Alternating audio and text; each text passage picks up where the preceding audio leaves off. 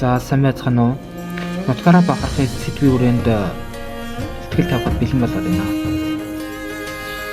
За Төв аймгийн нутгийн үзэсгэлэнт газар. Төв аймгийн үзэсгэлэнт газрууд нь байгалийн гоо сайхнаар түүхийн дурсгалуудтай холбогдсон газар нутаг юм. Эдгээр газрууд нь олон төрлийн амьдралын хэв маягийг агуулж аймгийн бахархалт газар болж байна. Үзэсгэлэнт газрууд Чулуутын нуур нь Төв аймгийн баруун түрүүнд оршдог. Байгалийн үзэсгэлэнт газар бөгөөд загас аг нуур амралтын газар болгож ашигладаг. Энэ нуур нь орчны ногоон талбайтай байгаль ээлтэй амьдралын орчин бүрдүүлдэг. Эрдэнэ зуур хийд Төв аймгийн Батсөмбөр сумын нутагт байрлах энэ хийд нь Монголын соёлын түүхэнд чухал байр суурь эзэлдэг. Эрдэнэ зуур хийд нь 16-р зууны үед байгуулагдаж байсан бөгөөд олон домог төвтэй тэрэлжийн дархан цаазт газар. Энэ газарт үзэсгэлэнт улсын их зэрийн хажуу дурсгал даган урсах горих зэрэг байгалийн олон үйлдэлүүд олж харах боломжтой. Тэрэлжийн бүс нутгаас олон жуулчид амрах адал явдалд оролцох зорилгоор очдог.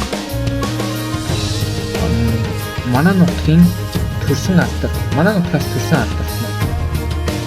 Төв аймгийн түүхийн олон чухал явдалтай мөн түүхэнд нэр алдартай олон зүйлсүүд төрсэн нутаг юм.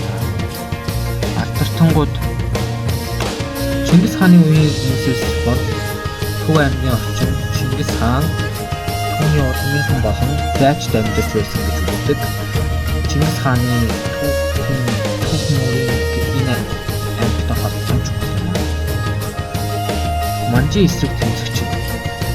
Төв аймгаас Манжийн ноёрлын эсрэг тэмцэж байсан нэгэн зүтгэлтэн нь Бэшрийн Баатар.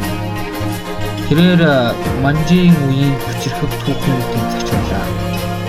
Шашин соёлын зүтгэлтэн Төв аймагт олон гаруй сүмийн хэд лам нарыг төрсөн. Мөн Монголын соёлын олон бүлэг болсон хүмүүсийн амьдарч байсан. 1921 оны хувьсгалын ахмад зүтгэлтнүүд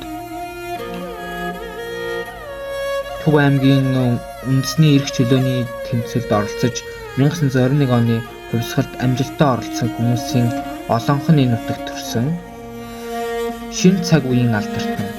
Өнөө үед Төв аймгийн зарим шинэ үеийн нэр хүндтэй урлаг спортын алдартануудыг үүсгэн бөгөөд олон нийтийн талархал хүлээлттэй хүмүүс байна.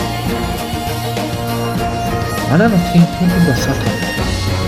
Төв аймгийн түүхэн дурсгалт газрууд нь Монголын түүх соёлын ач холбогдол үнэтэй газрууд юм. Түүхэн дурсгалууд Эрдэнэ зуур хийдийн Монголын түүхийн сүүлчийн үеийн чухал байгууламжуудын нэг байсан. Түүний орчимд археологийн олон олборууд олдсон. Чингис хааны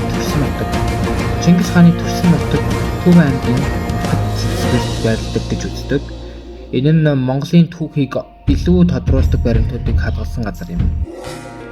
Дорны хөшөөний дурсгалууд Төв аймагт орчих зарим хөшөө дурсгалууд нь эртний түүхийн дараагийн үеийг шинжилж тодруулахад чухал үүрэг гүйцэтгэдэг.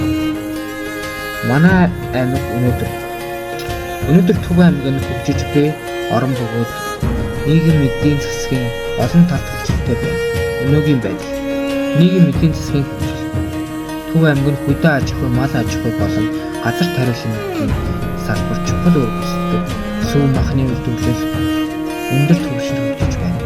Хүн амын амжиргааны түвшин аймагт амьдарч буй хүн амын амжиргааны түвшин нь өргөнөөр өсөж олон иргэдийн орлогын ихэлсүр нь мал аж ахуй, газар тариалангийн жижиг төлөвлөлттэй холбоотой. Зам харилцаа, дэд бүтэц. Төв аймаг нь Улаанбаатар хоттой сайн холбогдсон бөгөөд иргэдийн хөдөлгөөний бүс хүрэх боломжийг олгодог. Уламжлалт хоолтон. Төв аймагт уламжлалт бол Монгол хоолтоноос мөн орон нутгийн гэрээнд бүтээгдэхүүн жишээ нь Төв аймгийн сүү, аялал жуулчлал, Төв аймгийн байгалийн үндэстэнтэй газар бүхэл тул аялал жуулчлалын чухал хувийн нэмэр байгаа. Төрөлжийн амралтын газар Эрдэнэ 100 хэд зэрэг газар олон жуулчлалыг татдаг. Анхаарал татсан